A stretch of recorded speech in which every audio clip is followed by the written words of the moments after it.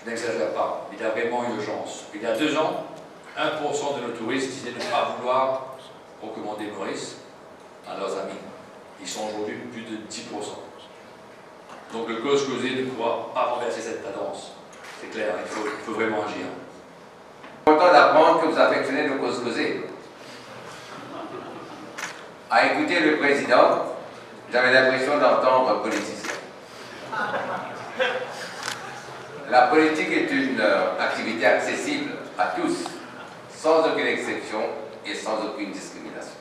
Je ne sais pas si vous préparez votre entrée en politique, mais je souhaite quand même, avant la fin de la soirée, que vous nous fassiez savoir le nom du parti auquel vous souhaitez adhérer. Notre Assemblée générale se tient à un moment où le secteur touristique est préoccupé. Le ralentissement doit arriver, alors même que nos concurrents directs connaissent une excellente croissance, nous a un petit peu déstabilisés. Comment expliquer ce ralentissement? Est-ce que le nombre de sièges d'avion est insuffisant? Est-ce que notre marketing n'est pas assez agressif? Ou alors est-ce que les prestations hôtelières sont trop chères? Comme souvent, vous l'avez souvent dit, Monsieur le Ministre. Il y a eu 110 vols d'Air Mauritius annulés pendant les 4 premiers mois de 2019. Au mois d'avril et mai, Emirates a réduit ses vols par 50%. Eurowings a cessé ses vols vers Maurice avec une perte de sièges sur la destination. L'honneur exige que ces vérités soient dites. Engageons une stratégie à long terme d'embellissement du cadre de vie. Nous parlons chaque année d'embellir l'île, mais elle reste, hélas, mal entretenue, en dessous de nos attentes de citoyens. Les chiens errants, les carcasses de voitures dans les terrains vagues, l'affichage désordonné, les herbes qui poussent ici et là.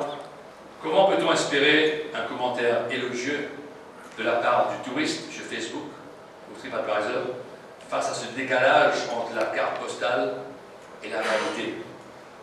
On parle des chiens errants. Oui, c'est vrai qu'il y a des chiens errants. Tout le monde est contre les chiens errants.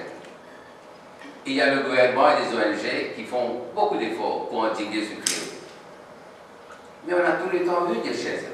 Dans la dernière newsletter de la RIM, dans le magazine Check-in, dans notre newsletter, donc, le PDG du groupe Accor nous invite à nous réveiller. Il dit ceci, et je cite: « Cessez de croire que vous êtes unique. Cessez de croire que vous êtes bénis des dieux. Avec le digital, d'autres endroits uniques, vous êtes découverts. Bannissez toutes vos certitudes. Le monde du tourisme n'a jamais connu autant d'instabilité. » Fin de citation. Peut-être que M. Baza se trompe-t-il. Peut-être sommes-nous effectivement bénis des dieux. Qui sait que si cette année bénie par la musique papale ne nous réservait pas peut-être un petit miracle. Mais je suis resté sur ma faim pour des propositions concrètes comment améliorer l'image et la destination du Maurice. Dans ce magazine, il y a M. Jocelyn Kwok et M. Jean-Michel Pitot qui font un constat du tourisme. Je suis désolé et je vous prie de m'en excuser si je vous disais qu'il y a des mécanismes et des instances pour soulever ces problèmes.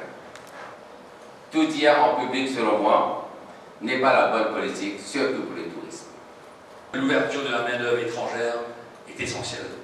Il est temps de permettre aux étrangers d'assumer certaines tâches que nos jeunes refusent. Il est temps de s'ouvrir aux étrangers qui disposent d'une expertise que nous n'avons pas.